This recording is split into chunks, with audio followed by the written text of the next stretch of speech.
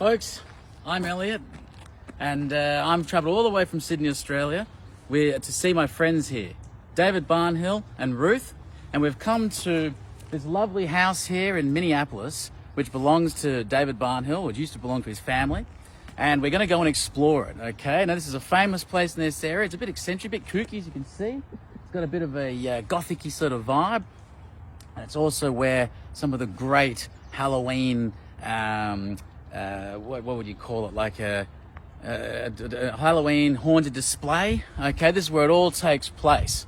All right, folks, so come on, we're going to pop in there. We're going to go and see Dave. I'm going to show you around this house, because the reason is this is one of the most incredible collections of comic books and toys and monster toys and ghosts and you name it, all this kooky crazy stuff.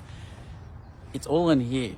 And it's not put together in any sort of there's no rhyme or reason to any of it, but we're going to go jump in, explore, and see what we can find. We're going to speak to the big man himself, the big fella, Dave Barnhill, and see if he can explain to us how it works, what's there, what's the background, what's the story, and let's see what we can find out. All right, let's go and check it out.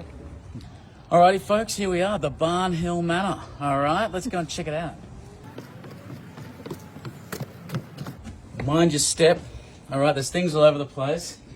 Don't worry, I'll lead the way. We'll try not to get lost. So here we are in the porch area, but we are going to go downstairs into the basement to the old workshop, all right, which Dave's father used to run. And that's where a lot of the action happens down here. So come down, let's check it out. Mind these steps, though, very rickety. If you see me start wobbling, that's the reason.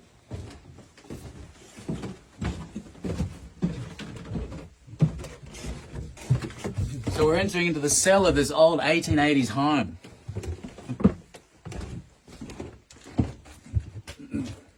So here we've got a lot of interesting things. You can already see right away when you look around this room, and this is just the beginning. A lot of models, ghosts and ghouls and creeps and monsters and all sorts of stuff.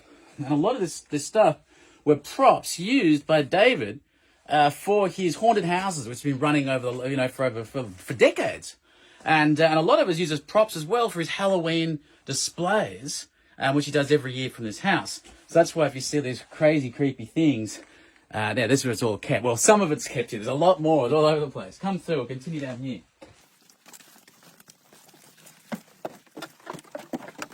All right, here we are, the workshop. Don't mind him. He's just having a nap. Okay, come in here. Here's the big man himself, David Barnhill. All right, in the workshop. Yeah. David, tell us, the workshop. Well, what's the story? Well, originally, when we started the exhibit had to live somewhere because I've got over 200,000 toys and they aren't going to all fit in here. So we culled the best of the best. Like right now, I'm kind of working on some guys that have been out and about and are they going to go next time? Are they waiting for the time after that? They all want to be in the exhibit.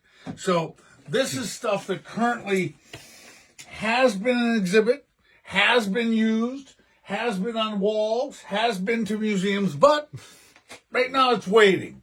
It'll get its day and time. It'll have glory. Don't worry. Now, while we're talking about that, the exhibit, all right, some of you might be wondering, what's this exhibit we're talking about?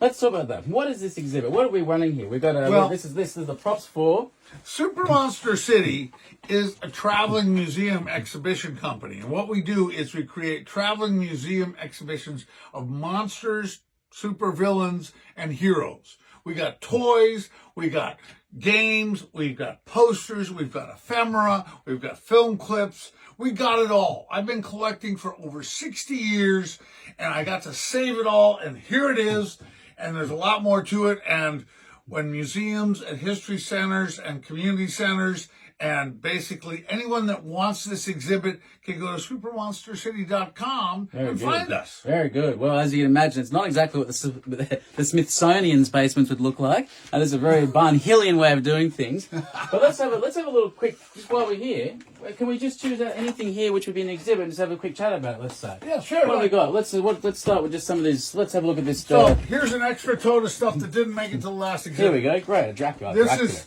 an Aurora box for the Dracula model. Came out in '62. The artist is James Bama. Right now it's empty. I've got 2 or 3 of these models. They've all been in exhibit, but at the moment they don't fit. Here's a Godzilla playset. Oh, heavens. Look at Okay. that. Wow. Yeah, so we span all sorts of time, energy, and there you go. It was Wow. reduced. I bought it. There's Godzilla destroying a city. Giant Gee, that's playset. amazing. Yeah. And then if you come on over, let's say, oh my goodness, here's a bunch of guys, as it were. So let me show you a couple. There's the Phantom of the Opera by Marx, okay?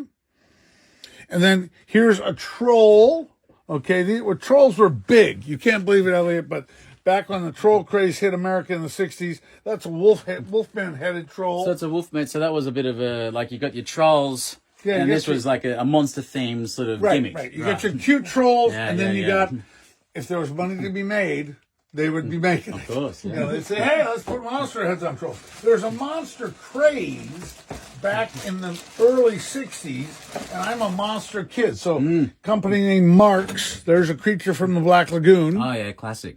Yeah, and so what we do is we dig a lagoon in the backyard, fill it with water, and then we'd have all our monsters fight. Have little monster operas. And would that be encouraged to be painted by kids, or was it It just... could be, Yeah. if you had any skill, Yeah. you might paint it. Yeah, right. Unfortunately, You just did it. You just I played didn't with have it. any You skill. enjoy. You appreciate it for what it was. yeah, fix up for what it was.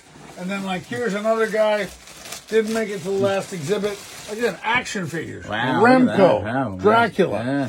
and glow in the dark. And so we've got all the packaging Yeah. as well as the figure. Very good. So some stuff we leave in the packaging, some stuff we take out of the packaging. When we get to the museum, we kind of make our choices.